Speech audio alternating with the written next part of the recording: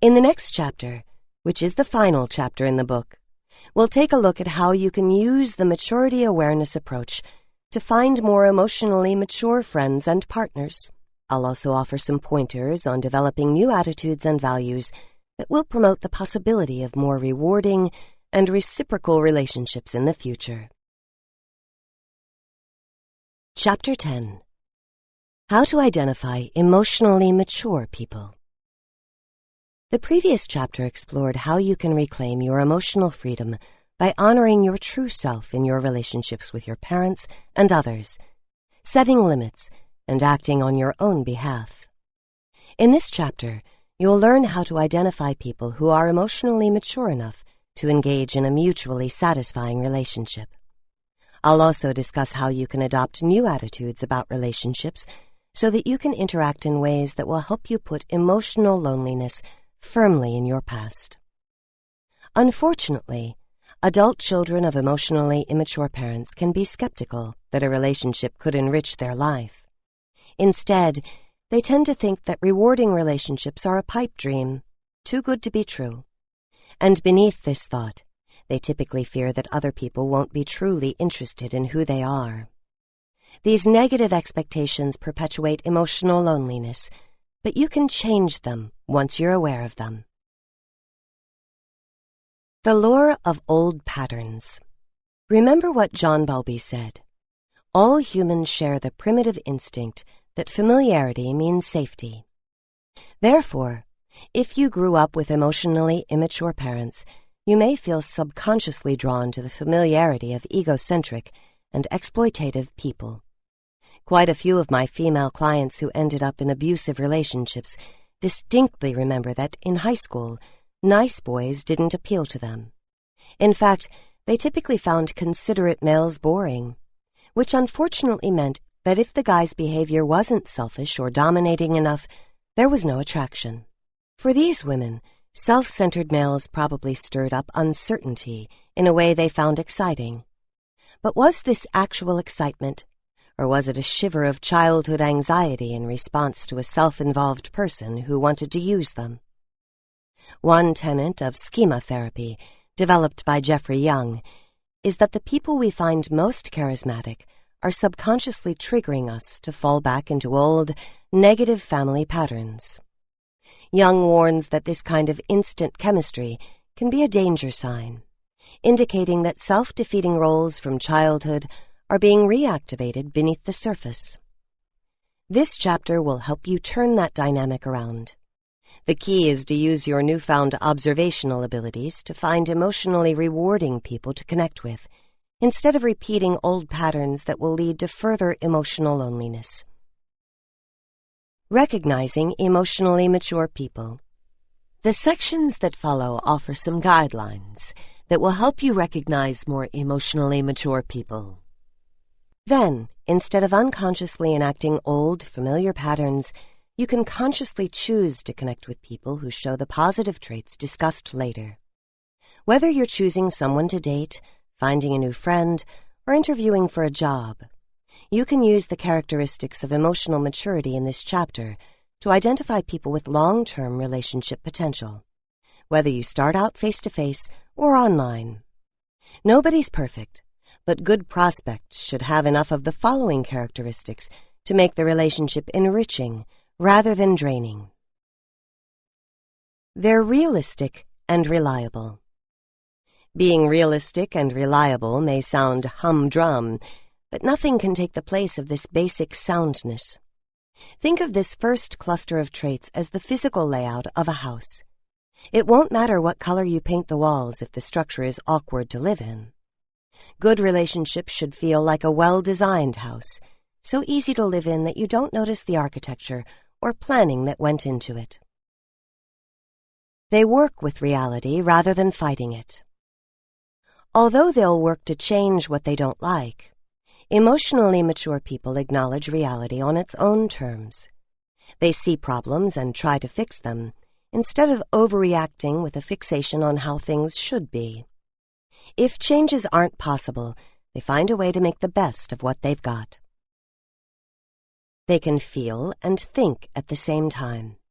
The ability to think, even when upset, makes an emotionally mature person someone you can reason with. Because they can think and feel at the same time, it's easy to work things out with such people. They don't lose their ability to see another perspective just because they aren't getting what they want. They also don't lose track of emotional factors when addressing a problem. Their consistency makes them reliable. Because emotionally mature people have an integrated sense of self, they usually won't surprise you with unexpected inconsistencies. You can count on them to be basically the same across different situations. They have a strong self, and their inner consistency makes them reliable custodians of your trust. They don't take everything personally. Emotionally mature people are realistic enough to not be offended easily and can laugh at themselves and their foibles. They aren't perfectionistic and see themselves and others as fallible human beings, doing the best they can. Taking things too personally can be a sign of either narcissism or low self-esteem. Both traits cause problems in relationships because they lead people to constantly seek reassurance from others. In addition, people who take things personally often feel that they're being evaluated, seeing slights and criticisms where they don't exist. This kind of defensiveness consumes relationship energy like a black hole. In contrast, emotionally mature people understand that most of us can put our foot in our mouth at times. If you say you misspoke, they won't insist on a post-mortem to uncover potential unconscious negativity toward them. They can see a social gaffe as a mistake, not a rejection. They're realistic enough to not feel unloved just because you made a mistake. They're respectful and reciprocal. Emotionally mature people treat other people as individuals worthy of respect and fairness. All of the following traits reveal their cooperative orientation, which will come out in how they treat you. You'll have the feeling they're looking out for you, rather than being solely focused on their own best interests. You might think of these traits as being like the elements of a house's infrastructure, such as heating and plumbing, that are essential to making it habitable. They respect your boundaries. Emotionally mature people are innately courteous because they naturally honor boundaries. They're looking for connection and closeness, not intrusion. For emotionally immature people, on the other hand, getting close to someone often leads to taking the person for granted. They seem to think closeness means manners don't matter. Emotionally mature people will respect your individuality. They never assume that if you love them, you'll want the same things they do. Instead, they take your feelings and boundaries into account in any interaction. This may sound like a lot of work, but it isn't. Emotionally mature people automatically tune in to how others are feeling. Real empathy makes consideration of other people second nature. An important gesture of courtesy and good boundaries in relationships is not to tell partners or friends what they should feel or think. Another is respecting that others have the final say on what their motivations are. In contrast, immature people who are looking for control or enmeshment may psychoanalyze you to their own advantage, telling you what you really meant or how you need to change your thinking. This is a sign that they disrespect your boundaries. Emotionally mature people may tell you how they feel about what you did, but they don't pretend to know you better than you know yourself. If you were neglected by emotionally immature parents during childhood, you may find yourself willing to put up with unsolicited analysis and unwanted advice from others. This is common among people who are hungry for personal feedback that shows someone is thinking about them. But this kind of advice isn't nourishing attention. Rather, it's motivated by a desire to be in control. Tyrone's story. Tyrone's girlfriend, Sylvie, frequently took charge in ways that made him uncomfortable, and lately it had been getting worse. For instance, when Tyrone wanted to slow down the relationship, Sylvie analyzed this as a sign of what she called his fear of commitment. She told him that he wasn't allowing himself to see her as she was now, and was instead viewing her through the lens of her past behavior. As Tyrone became increasingly unhappy in the relationship, Sylvie urged him to act happier. She kept telling him to smile more, because she missed that in him. But Tyrone was missing something too. A partner considerate enough to accept his feelings and consider the possibility that her behavior might be part of the problem. They give back. Fairness and reciprocity are at the heart of good relationships. Emotionally mature people don't like taking advantage of people, nor do they like the feeling of being used. They want to help and are generous with their time, but they also ask for attention and assistance when they need it. They're willing to give more than they get back for a while, but they won't let an imbalance go on indefinitely. If you grew up with emotionally immature parents, you may face your own challenges with reciprocity, having learned to give either too much or not enough. Your parents' self-preoccupied demands may have distorted your natural instincts about fairness. If you were an internalizer, you learned that in order to be loved or desirable, you need to give more than you get. Otherwise, you'll be of no value to others. If you were an externalizer, you may have the false belief that others don't really love you unless they prove it by always putting you first and repeatedly overextending themselves for you. Dan's story. Dan originally came to therapy after the breakup of his marriage to a self-absorbed woman who exploited his generous nature and didn't give much back.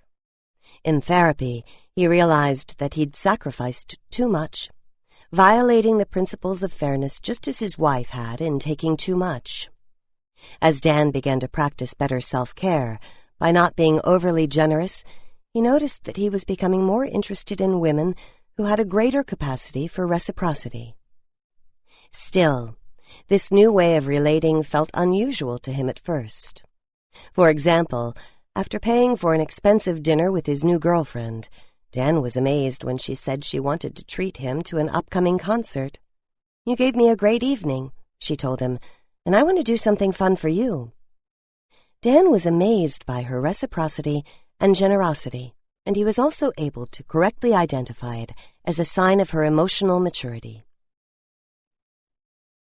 They are flexible and compromise well. Emotionally mature people are usually flexible and try to be fair and objective. An important trait to keep an eye on is how others respond if you have to change your plans. Can they distinguish between personal rejection and something unexpected coming up? Are they able to let you know they're disappointed without holding it against you? If you unavoidably have to let them down, emotionally mature people generally will give you the benefit of the doubt, especially if you are empathetic and suggest trade-offs or compromises to ease their disappointment. Most emotionally mature people can accept that changes and disappointments are part of life. They accept their feelings and look for alternative ways to find gratification when they're disappointed. They're collaborative and open to others' ideas. When you forge a compromise with an emotionally mature person, you won't feel like you're giving anything up. Instead, both of you will feel satisfied. Because collaborative, mature people don't have an agenda to win at all costs, you won't feel like you're being taken advantage of. Compromise doesn't mean mutual sacrifice. It means a mutual balancing of desires. In a good compromise, both people feel they got enough of what they wanted. In contrast, emotionally immature people tend to pressure others into concessions that aren't in their best interest, often pushing a solution that doesn't feel fair. People who are in unhappy relationships often say things like, "Relationships are about compromise, right?" But I can tell by their facial expressions that they aren't talking about compromise. They're talking about feeling pressured into doing what the other person wants. Real compromise feels different, as though your needs were taken into account even if you didn't get everything you wanted. Believe it or not, compromise can be enjoyable, not painful, when you negotiate with emotionally mature people. They are so attentive and connected that it's a pleasure working things out with them. They care about how you feel and don't want to leave you feeling unsatisfied. Because they have empathy, They won't feel settled if you're unhappy with the outcome. They want you to feel good, too. Being treated with such consideration can make compromise a rewarding experience. They're even-tempered. The sooner temper shows up in a relationship, the worse the implications. Most people are on their best behavior early in a relationship, so be wary of people who display irritability early on. It can indicate both brittleness and a sense of entitlement, not to mention disrespect.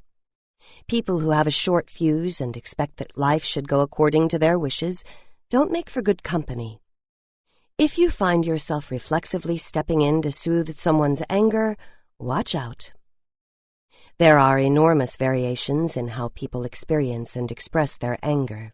More mature people find a sustained state of anger unpleasant, so they quickly try to find a way to get past it. Less mature people, on the other hand, may feed their anger and act as though reality should adapt to them. With the latter, be aware that their sense of entitlement may one day place you in the crosshairs of their anger. People who show anger by withdrawing love are particularly pernicious. The outcome of such behavior is that nothing gets solved, and the other person just feels punished. In contrast, emotionally mature people will usually tell you what's wrong and ask you to do things differently. They don't sulk or pout for long periods of time or make you walk on eggshells. Ultimately, they're willing to take the initiative to bring conflict to a close, rather than giving you the silent treatment. That said, people typically need some time to calm down before they can talk about what made them angry, regardless of their emotional maturity level. Forcing an issue when both parties are still angry isn't a good idea. Taking a time out often works better, helping people avoid saying things in the heat of an argument that they might later regret. In addition, people sometimes need space to deal with their feelings on their own first. They are willing to be influenced. Emotionally mature people have a secure sense of self. They don't feel threatened when other people see things differently, nor are they afraid of seeming weak if they don't know something. So when you have an insight to share with them, they listen and consider what you tell them. They may not agree, but thanks to their natural curiosity, they'll try to understand your point of view. John Gottman, well known for his research into relationships and marital stability, describes this trait as a willingness to be influenced by others, and counts it among his 7 principles for a sustainable, happy relationship. Men are especially prone to rejecting a partner's input, since they're socialized to be self-assured and to resist undue influence. When this cultural training goes too far, it can get in the way of harmonious reciprocity in intimate relationships. However, there's no gender corner on this market. Plenty of women also refuse to be influenced by anybody and can be just as rigid as any man. Whatever the gender, unwillingness to consider someone else's point of view indicates emotional immaturity and a rocky road ahead. They're truthful. Telling the truth is the basis of trust and a sign of a person's level of integrity. In addition, it shows respect for the other person's experience. Emotionally mature people understand why you're upset if they lie or give you a false impression. Telling the absolute truth can be hard for all of us at times, for many reasons. For example, when we have to interact with an angry or critical person, we may be inclined to lie for self-protection. But you can count on an emotionally mature person to be genuine and forthcoming when honesty really counts. They apologize and make amends. Emotionally mature people want to be responsible for their own behavior and are willing to apologize when needed. This kind of basic respect and reciprocity mends injured trust and hurt feelings and helps maintain good relationships. Although emotionally immature people may also offer apologies, these are often nothing more than lip service, designed to placate others without a real intent to change. Such apologies have no heart in them and typically feel more like an invasion than relationship repair. People who are sincere, on the other hand, won't just apologize. They'll also make a clear statement about how they intend to do things differently. When you tell people that they've hurt or disappointed you, observe their response. Do they just defend themselves, or do they try to change? Do they apologize just to appease you, or do they understand and care about what you felt? Crystal's story. Crystal found email evidence that her husband, Marcos, was having an affair. Marcos begged for forgiveness, but the fallout from her discovery almost ended their marriage. After a temporary separation, Crystal decided that she was willing to work on the relationship, but one of her conditions was that they keep talking about what had happened. She needed to understand, and she needed more details. Marcos couldn't fathom this and told her, "I said I'm sorry. What more do you want? Why do you keep bringing it up? What do you want me to do?" The answer was simple. Crystal wanted Marcos to self-reflect, explain why he'd had the affair, and know how betrayed she felt. She also needed Marcos to hear her out instead of shutting her down. People who have been betrayed are often consumed with getting all the facts. It may be morbid curiosity, but getting their questions answered can help them process their pain. It wasn't enough to just apologize. Marcos needed to be available to answer Crystal's questions as she struggled to understand what happened. They're responsive. Once all the basic traits outlined before are in place, you'll also want to seek out people with qualities that give relationships a sense of warmth and fun. Think of the following traits as essential to a fully rewarding relationship experience, just as paint and furnishings are essential to make a house a home. Their empathy makes you feel safe. Empathy is what makes people feel safe in relationships. Along with self-awareness, it's the soul of emotional intelligence, guiding people toward pro-social behavior and fairness in dealing with others. In contrast, non-empathetic people overlook your feelings and don't seem to imagine your experience or be sensitive to it. It's important to be aware of this, because a person who isn't responsive to your feelings won't be emotionally safe when the two of you have any kind of disagreement. Ellen's story. Ellen's boyfriend was largely incapable of empathy. If she tried to tell him about her day, he listened just long enough to use her story as a springboard to start talking about what happened to him. Eventually, Ellen worked up the nerve to ask him if he could listen and show more empathy, but he thought she was saying he was a bad person. He shot back that she wasn't perfect either. He couldn't respond to her emotional need because he could only hear her request as a criticism against which he had to defend himself. They make you feel seen and understood. What a gift it is to talk to someone who's interested in your inner experience.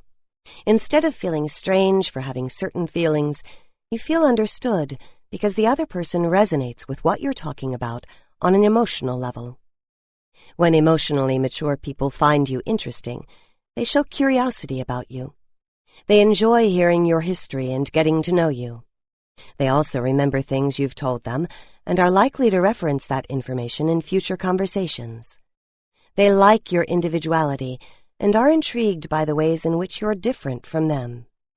This reflects their desire to really get to know you, rather than looking for you to mirror them. Emotionally mature people see you positively and keep a mental library of your best qualities. They often reference your strengths and sometimes seem to know you better than you know yourself.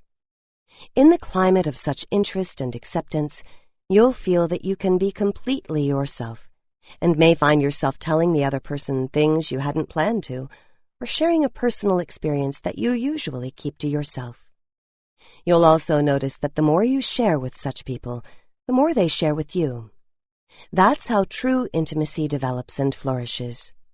Once they trust you, they'll engage in clear, intimate communication and let you into their inner world. If you've been emotionally neglected in the past, this may be a new and exhilarating experience for you. You'll also discover that when you feel distressed, emotionally mature people don't pull back. They aren't afraid of your emotions and don't tell you that you should be feeling some other way. They embrace your feelings and like learning about the things you want to tell them. And you will want to tell them things. It's wonderful and validating to find someone who really listens. They like to comfort and be comforted. Emotionally mature, responsive people have an emotional engagement instinct that works smoothly. They like to connect, and they naturally give and receive comfort under stressful conditions. They are sympathetic and know how crucial friendly support can be. They reflect on their actions and try to change. Emotionally mature people are capable of taking a look at themselves and reflecting on their behavior. They may not use psychological terms, but they clearly understand how people affect each other emotionally. They take you seriously if you tell them about a behavior of theirs that makes you uncomfortable. They're willing to absorb this kind of feedback because they enjoy the increased emotional intimacy that such clear communication brings. This shows interest in and curiosity about other people's perceptions, along with a desire to learn about and improve themselves. Willingness to take action as a result of self-reflection is also important. It isn't enough to just say the right things or apologize. If you're clear about what bothers you, they'll remain aware of the issue and demonstrate follow-through in their attempts to change. Jill's story. Jill tried for years to get her husband to look at how he ignored her, but each attempt to solicit his empathy resulted in a counterattack in which he maintained that Jill was impossible to please. Over time, his refusal to engage in self-reflection shut down Jill's efforts at intimate communication with him. It wasn't surprising that Jill ultimately left her husband for another man, someone who did care about what she thought and how she felt. Her new partner reconsidered his behavior when she brought it up and then made an effort to do things differently. They can laugh and be playful. Humor is a delightful form of responsiveness and also a highly adaptive coping mechanism. Emotionally mature people have a good sense of humor and can use lightheartedness to relieve stress. Laughter is a form of egalitarian play between people and reflects an ability to relinquish control and follow someone else's lead. Emotionally immature people often have difficulty engaging in humor in ways that strengthen bonds with others. Instead, they push humor on others, even when others aren't amused. They also tend to enjoy humor at someone else's expense, using it to boost their self-esteem. For example, they may enjoy humor that involves tricking people or making them look foolish or inept. This trait is a good indicator of how they will eventually treat you. Humor with an edge, such as sarcasm, is best served as a spice, not the main course. In moderation, it adds a bit of pleasurable tension, but in excess it reflects cynicism, which is hard to live with as a steady diet. Too much cynicism and sarcasm are signs of a closed-down person who fears connection and seeks emotional protection by focusing on the negative. They're enjoyable to be around. Being enjoyable to be around is a somewhat ineffable characteristic, but it's crucial for relationship satisfaction. Reviewing these traits, you can determine that emotionally mature people have an overall positive vibe that's pleasurable to be around. They aren't always happy, of course, but for the most part they seem able to generate their own good feelings and enjoy life. One woman who finally found her life partner after a series of unsatisfying relationships knew he was the one because she always enjoyed spending time in his presence, even if it was just a trip to the grocery store. What to look for in meeting people online. The characteristics described in this chapter are also applicable to online dating and social networking. In fact, online contacts offer a great opportunity to practice identifying emotional maturity as you read and consider what people are revealing about themselves in their profiles and electronic messages. Although some people are better writers than others, all personal writing reveals something about how people think, what they value, and what they're most focused on, not to mention their sense of humor and sensitivity to other people's feelings. Plus, reading what people have written gives you time to notice how their messages make you feel. Initial phone calls also give you room to observe and note what the other person is saying, while keeping your facial expressions and nonverbal reactions private. In these venues, ask yourself how you feel about people's timing and pacing. Are they respectful of your boundaries, and how fast or slow you want to go in getting to know each other? Do you feel pressured for instant intimacy, or do they take an uncomfortably long time to respond? Do you get the feeling they're pinning too many hopes on you before they even know you? Or are they being a little standoffish, so that you have to work to keep the communication going? Are they reciprocal? Do they reference what you said in your previous email or immediately launch into their own topics? Do they keep a conversation going by asking questions to get to know you better or find out your thoughts on a certain topic? Do you find it easy to schedule things with them, or are the two of you frequently out of sync? Reading a profile, email, or message, take a moment to jot down your impressions. This kind of reflection will help you learn to focus your attention on your gut reaction, which will be easier because you won't have the social pressure of a face-to-face interaction. Describe how you feel inside after reading what the person wrote. Will you feel comfortable being yourself, or will you feel like you have to watch what you say and how you say it? Observing your reactions is a crucial skill for identifying emotionally mature people, and online communication can give you excellent practice in doing just that. Exercise. Assessing others' emotional maturity. I've summarized all of these characteristics in the following checklist, which you can use to determine whether a person will be able to give you the kind of relationship you want. If you want to complete this assessment for several people, use the downloadable version of this exercise available at www.newharbinger.com/31700. Realistic and reliable. They work with reality rather than fighting it. They can feel and think at the same time. Their consistency makes them reliable. They don't take everything personally. Respectful and reciprocal. They respect your boundaries. They give back. They are flexible and compromise well. They're even-tempered. They're willing to be influenced. They're truthful and reciprocal. They respect your boundaries. They give back. They are flexible and compromise well. They're even-tempered. They're willing to be influenced. They're truthful. They apologize and make amends. Responsive. Their empathy makes you feel safe. They make you feel seen and understood.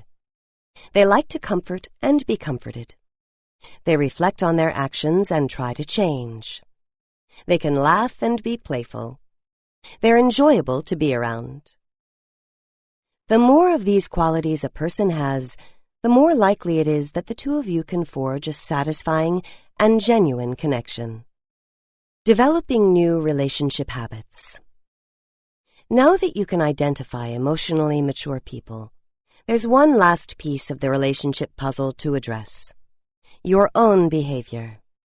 In this final section, we'll take a brief look at some new approaches on your part that can make your relationships more genuine and reciprocal. You can work on these actions to help your relationships flourish. After all, improving your own ability to interact in an emotionally mature way is an important contribution toward having the relationships you want. Exercise. Exploring new ways of being in relationships. Let's create a profile of emotional maturity that you can work toward. The following lists present a picture of how an emotionally mature person might interact and behave in relationships. Go through the following lists of new behaviors, beliefs, and values, and choose a few to practice. Just pick one or two at a time, and be gentle with yourself as you work on them. Some might be harder than others. Being willing to ask for help. I'll ask for help whenever I need to. I'll remind myself that if I need something, most people will be glad to help if they can. I'll use clear, intimate communication to ask for what I want, explaining my feelings and the reasons for my request. I'll trust that most people will listen if I ask them to. Being myself, whether people accept me or not. When I state my thoughts clearly and politely, without malice, I won't try to control how people take it. I won't give more energy than I really have. Instead of trying to please, I'll give other people a true indication of how I feel. I won't volunteer for something if I think I'll resent it later. If someone says something I find offensive, I'll offer an alternative viewpoint. I won't try to change the other person's mind. I just won't let the statement go unremarked upon. Sustaining and appreciating emotional connections. I'll make a point of keeping in touch with special people I care about and returning their calls or electronic messages. I'll think of myself as a strong person who deserves to give and receive help from my community of friends. Even when people aren't saying the right thing, I'll tune in to whether they're trying to help me.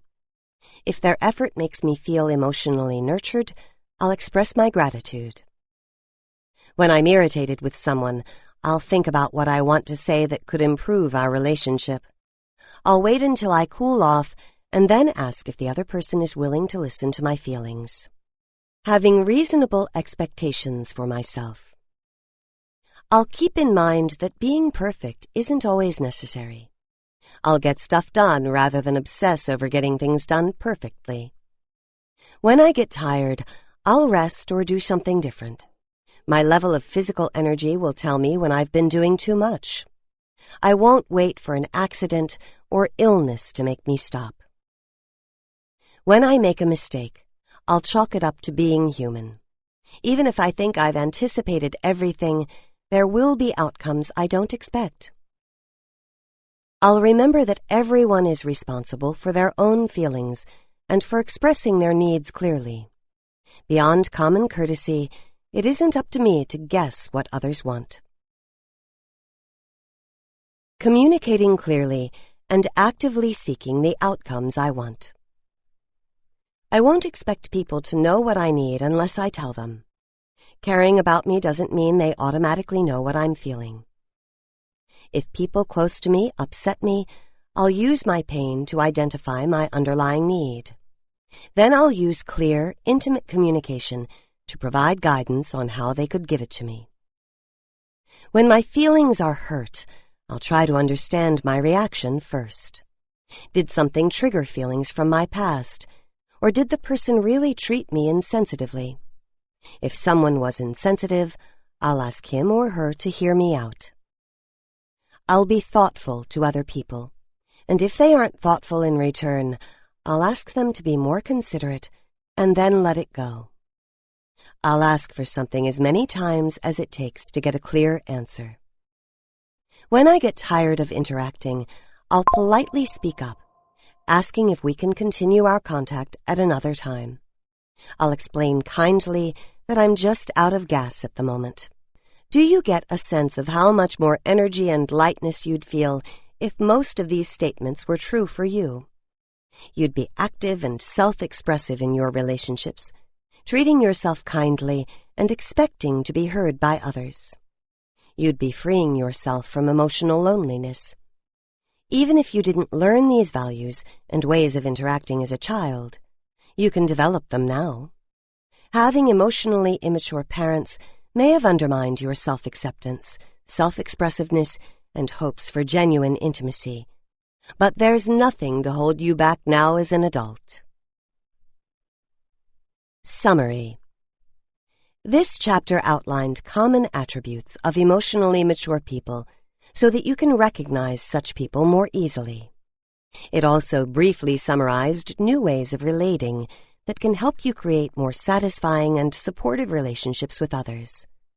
Now that you know what emotional maturity really looks like, you won't be tempted to settle for the next person who shows you some attention or offers you the bare minimum in a relationship. You'll be able to look for what you want and be comfortable observing others until you find it.